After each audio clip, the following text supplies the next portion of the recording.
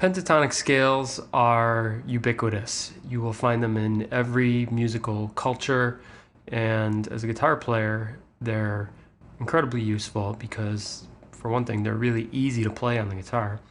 So let's explain how they work. I'm going to write a C scale here just on one string. And as you know, in the world of theory, everything kind of revolves around the key of C as the simplest possible way to explain things, because that's where you have the absence of problems with sharps and flats and that kind of stuff. So it's easy to understand it on paper. For a guitar player, it's not really meaningful when it pertains to the instrument because one key is pretty much like another on the guitar. But we're going to write this on one string just for ease of use, so that you can see the actual relationship from one note to the next and the distance in steps or frets. So here's our C scale, and it's a 7-note scale, but I've written 8 notes because when we write a scale, it's typical to repeat the root at the top of the scale. So we've got C to C here, and to create a pentatonic scale out of this C scale, I got to take away some notes. Now there's only 7 different notes because I said the 8th is a repeat. And the 2 notes that you're removing to create a pentatonic scale, which in case you haven't figured this out yet, is a 5-note scale. The 2 notes that we're removing are the half steps in the key. So where are the half steps? Well, those are the notes that are 1 fret apart from a note next to it. So if you look here, we have a 7-8. One of them is going to be there, and we have 14-15 here, so another one is going to be there. Now we mentioned C is the root, and this is C. I can't take away the root. That's ridiculous. So I'm going to take away the last note before the root. If I get rid of that note, now we've eliminated one of the half steps. That was the 7th scale degree that we took away there. The 7th note of the C scale, the 7th note of any major scale, is not present when we're playing a pentatonic scale.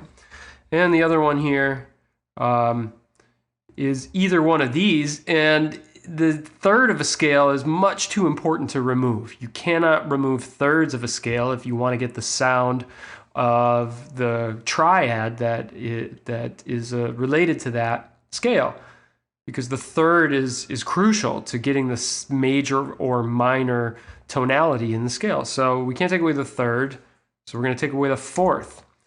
Now we've got the 5 notes in a pentatonic scale. Let's get rid of the repeated octave root just to eliminate any possible confusion. There's a C major pentatonic scale. And if we think about this in degrees, it will translate pretty effectively to other keys. You're taking away the 4th degree, you're taking away the 7th degree, so you can think of a pentatonic scale, a major pentatonic scale at least, as having scale degrees 1, 2, 3, 5, and 6.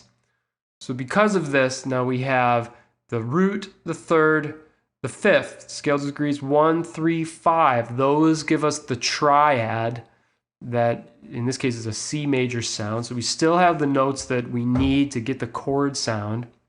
And then we got a couple passing tones, and these passing tones are easy to deal with. So before we move on to talk about how this looks in a minor key scenario, let's just mention that when you take away the half steps in a scale, you're taking away tension. Half steps are the source of all the tension in a key. That's all the juicy stuff that creates the tension that is released and gives you the sound of cadences when a chord with those half steps moves to a chord that doesn't have those half steps. That's what we call a cadence, and that is the tension and release process that makes chord progressions feel like they have this push and pull to them, tension and release property. You take away the half steps, you take away the tension. So the pentatonic scale, as a result of the absence of that tension, is this very open kind of sound where you can play a lot of things up and down the scale that mostly work. You're going to have very few instances if you are just, for example, playing over a C chord here and you're noodling around notes of the C major pentatonic scale, very few instances where you hit on something that's really clashing and bad. If you were to throw the 4th and the 7th back in, you would increase your potential for tension. Now that's good in a lot of ways because music with no tension is pretty monotonous and droning. As a soloist, however, the pentatonic scale is very useful because you don't have to worry about landing on the wrong half of that half-step relationship and getting something that's tense.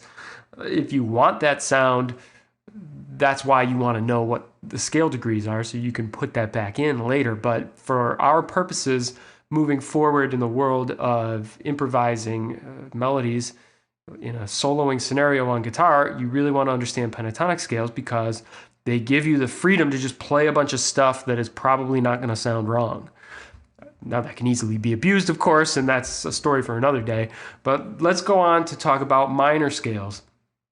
If we write the relative minor scale to this C major scale that we've already written, that means we got to understand the relationship between major and relative minor. So in other words, how do you write this C major scale such that it sounds like it's relative minor?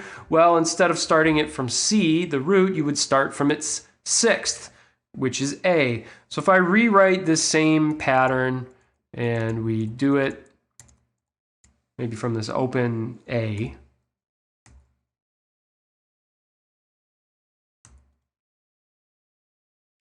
there we have the same 7 notes with the 8th note as a repeat of the root at the end. And I've written them now so that they start from A. This is going to sound like an A minor scale, what we call A natural minor. Now, this is important to understanding how this pentatonic thing transfers from major to minor. We're taking out the same 2 notes. The half steps are not any different than they were. The half steps still here between 7, 8, that's the note E and the note F.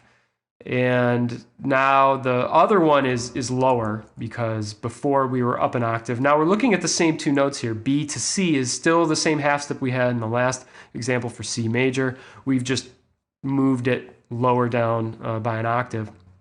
But the relationship is the same here. And just like the last example, the C is too important. Even though we're not talking about C major, even in the relative minor here, A minor, the C is still too important because it's the 3rd. It's what gives this scale its minor sound. We can't get rid of that note. So the B is the half step that has to go. And the E is too important, the 5th. Can't get rid of that. The F is the note that has to go. So just get the octave out of here to eliminate confusion. These are the same 5 notes we had before. They just start from A. So previously the A would have been here. Now it's the beginning of the scale. Now it's the root of this A minor pentatonic scale.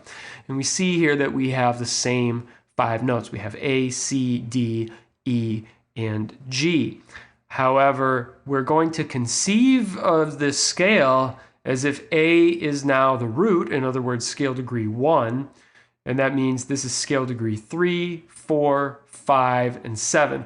More specifically, we would probably be calling this flat 3 because we typically will identify notes in terms of how they deviate from what they would have been if we were talking about a major scale.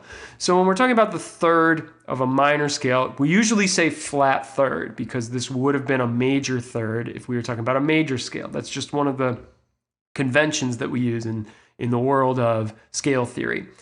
The D is a normal 4th, a natural 4th, or perfect 4th. This is a perfect 5th. This G is a flat 7. If we were talking about an A major scale, this is not the note that we would have. We would have had a G sharp. This is a half step lower than that. We call it a flat 7. So more specifically, we have the root, flat 3rd, 4th, 5th, and flat 7th. So you can think of this almost like a formula for creating pentatonic scales, it is kind of useful to know that in the major pentatonic scale, I'm using scale degrees 1, 2, 3, 5, and 6. In the minor pentatonic scale, I'm using scale degrees 1, flat 3, 4, 5, and flat 7.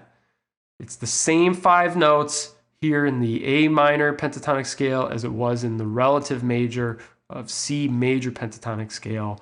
We do think of how that scale degree formula starts from the root differently when we're talking about A minor versus C major, but it's the same 5 notes.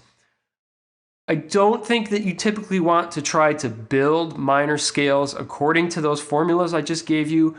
You want to build 7-note major scales and 7-note minor scales, and then take the half steps out. That will give you the pentatonics. I think that's the more correct way or the more useful way to think about these things. But both will work. However, I would prefer, I think for the clarity, that you think about them in terms of removing notes from a 7-note scale.